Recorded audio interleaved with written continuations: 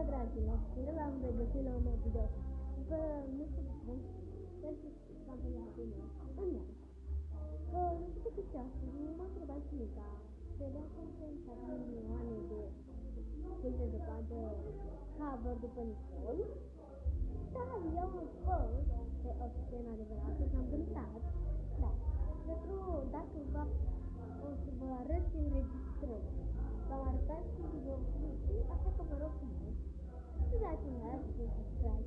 Mai pentru să mă încurajați pe mine. Mai fac. Videoclipul scris. Mie mi-a plăcut super.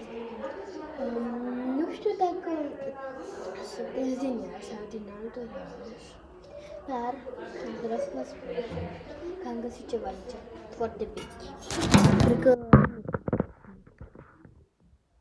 ceva, calculator din ăla vechi, o hârtie și ceva. Am fost foarte emoționat, dar mi-a plăcut super de mult. Nu știu dacă mă auziți. Vorbesc în șoaptă că e foarte multă lume.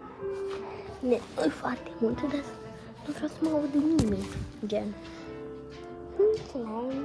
Hai, pa! Pa!